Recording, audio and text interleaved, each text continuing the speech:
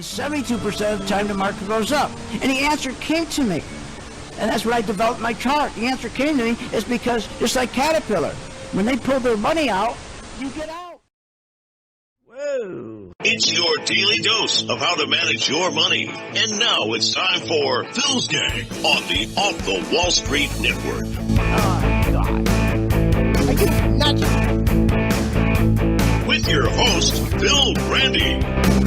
Bye.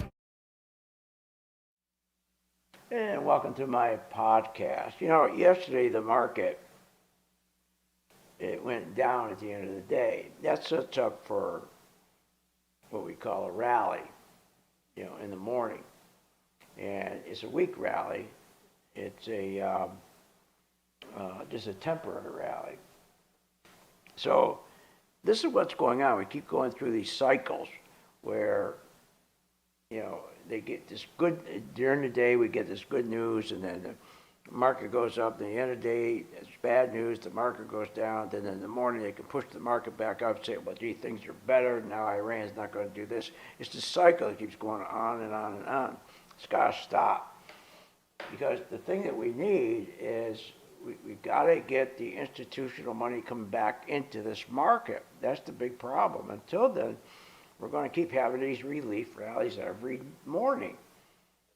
Yesterday was typical. We ended up negative at the end of the day. So this morning, you wake up, and what do you see? Pre-market, we're up. Good amount. Wow, people jump and start buying, right? What do you see this afternoon? We're red. We're down again. What do you think is going to happen tomorrow? They'll play the same game. Tomorrow morning, you wake up, and the futures would be green. It'd be, oh, we got to buy.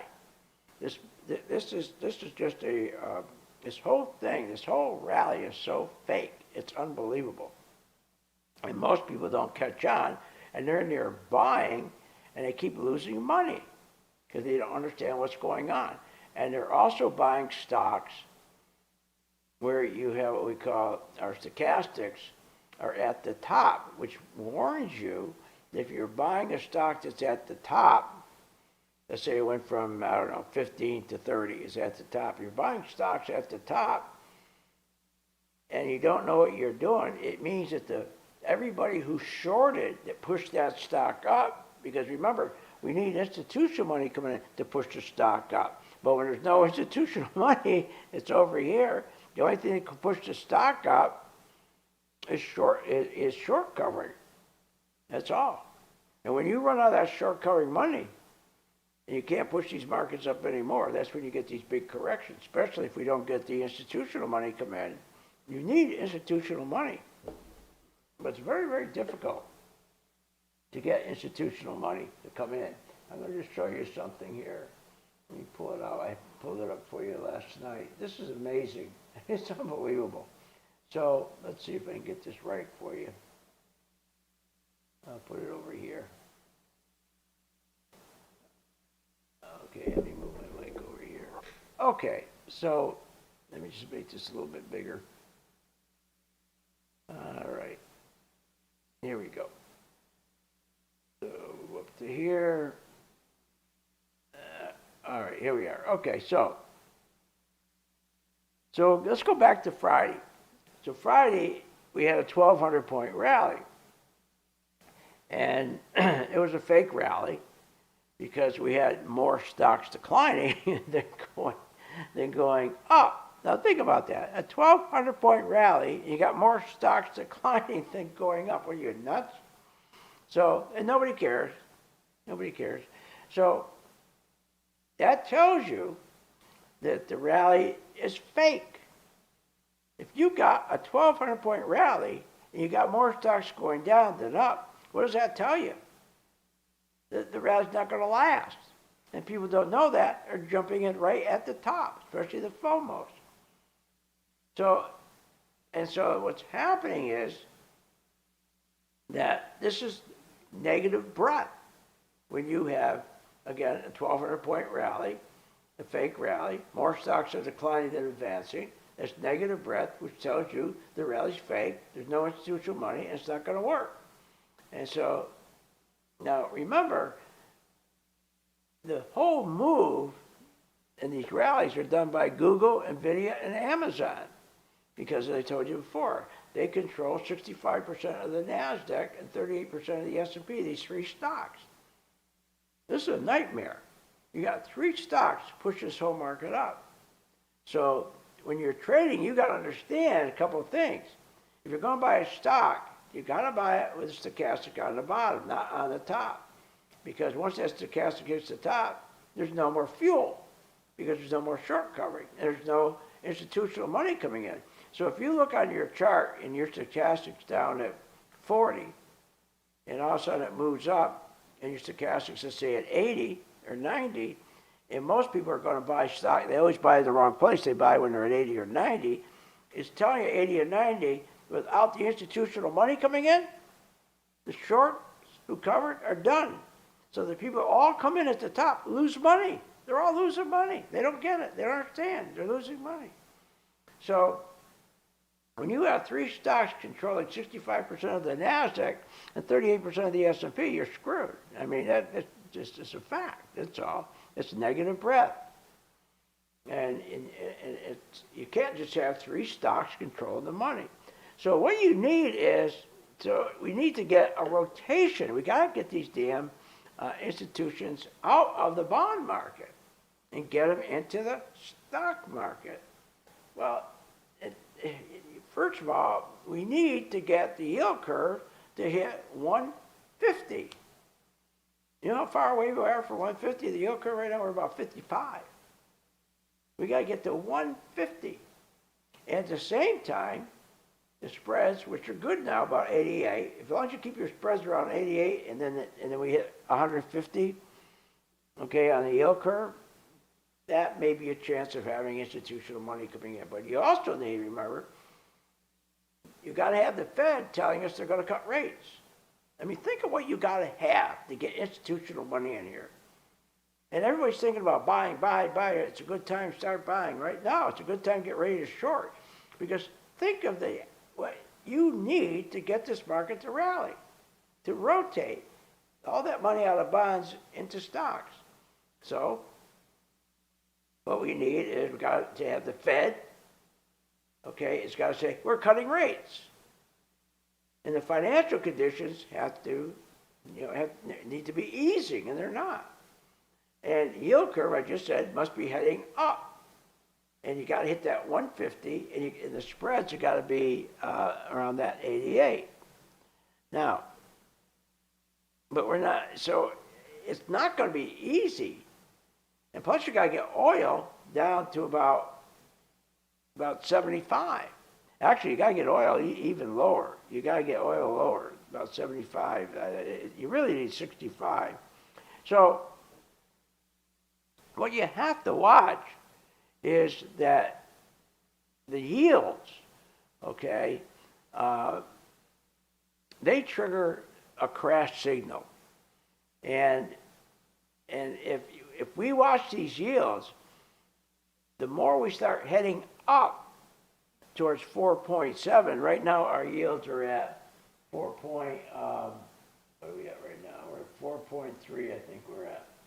You gotta get to 4. If you get to 4.7, that's a crash. Okay, that's a crash. So I'm just pointing out, to get this market back on its feet and bring institutional money in, so that you don't keep getting caught. One day it's down, next day it's up, and we're not really going anywhere, right?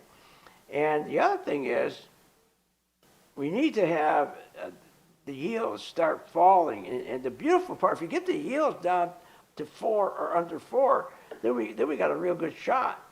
But we don't have that right now. And the breadth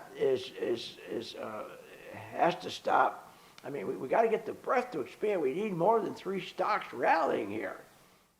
That's the real problem. You only got 3 stocks? Are you kidding me? That's insane. Now, another thing we got to do, we got to get the government to stop spending more money than they take in. The deficits are killing us. And when you have the government continue every day borrowing, And we're borrowing money at 5%. We have these T-bills. And we can't keep borrowing and borrowing at 5%. Because here's what happens. When the government spends more than they take in, and this is what's wrong with the market, they spend more money than they take in, well, they're out of money. They can't pay the overhead. They can't pay government workers. So what do? They go in and they have to borrow money. So they have an auction. Now, where they're borrowing money is they're buying T-bills at 5%. That's insane. Now, the problem is that people are taking their deposits they put in the bank, savings deposits, checking deposits, corporate cash, money market funds. They're pulling money out of the bank. So they're pulling money out of the bank because they want to get on these treasury bills 4 or 5%. They don't want to get 0.5% or maybe even 2%. They can get 4 or 5%. Now the problem is, and this is what affects the market, if people keep taking money out of savings, out of checking, right? And why not?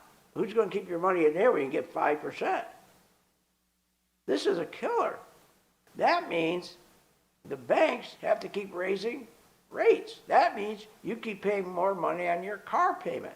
Next time you buy a car, interest rates go up. You have a small business, you go to your bank, you need money, interest rates go up. So these deficits are killing us because we can't grow the economy.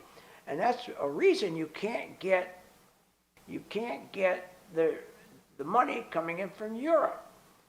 You can't get what we need to get the stock market back making sense, where we got institutional money in here. See, institutions are putting all their money in the bond market. Because again, if we keep on spending more money we take in, we keep on going to say, all right, we'll pay 5%. The government keeps buying these T-bills for 5%. People that have money in savings and checking and all those things, they pull their money out. Now there's not enough money in the bank, so they raise rates. The banks have to raise rates. And so if you own a business, you got to pay more money when you get a business loan. You want to go get a car, you got to pay more money. So that's the problem with Washington. If they would just stop spending more money than they're taking in, we could stop these auctions. That means people who put money in savings and checking accounts and money market, they'll stay there. That means that your interest rates, when you go borrow money, will be down. Whether it's a car or a motorcycle or whatever you're going to borrow on, it would be down. But the problem is those guys in Washington, those congressmen, those senators, they don't give a damn. They don't care. And look at the stuff they fight about. Instead of getting all together in Congress and saying, look, we can't survive. We can't keep doing this. If we keep spending more money than we take in, and that means the people, they're going to have to pay a lot more for their car and home interest and all that. We just are killing our economy. But think about it. They don't give a damn. So the government's got to stop, Congress got to stop spending more we take in, but they don't care if they're paying 5%. They don't care that people taking money out of savings and checking and going in and say, well, I'm going to go over and I'm going to buy bonds. I can get 5%. And then the bank has to turn around and raise rates because there's less money in the bank. They have to raise rates because if everybody comes to the bank with less money, there won't be money there very long. So they have to raise rates so people won't borrow as much. So that's why we have a problem. The deficits are everything. That's why our stock market's like this. I mean, think about the stock market. We have a relief rally. It's temporary. Now, we're making money on the relief rallies. We know what we're doing. We know how to follow the signals, right? And we're doing great. And we're going to do great when this market collapses. We'll just short it. That's the other thing. You've got to know how to short this market. So the next time you see your congressman when you're out, just tell them, you stop spending more money you're taking and stop fighting over these stupid things. I mean, they fight over dumb things when they should be all getting together to get the deficits down. That would make us, our living, much easier. Be better for our families, but they don't care. So let's just keep trading stocks. That's how you make money with all this crap going on. And you got to learn how to sell short. So I hope that helped you understand what's going on with the market. The government's screwing us. See you in the charts.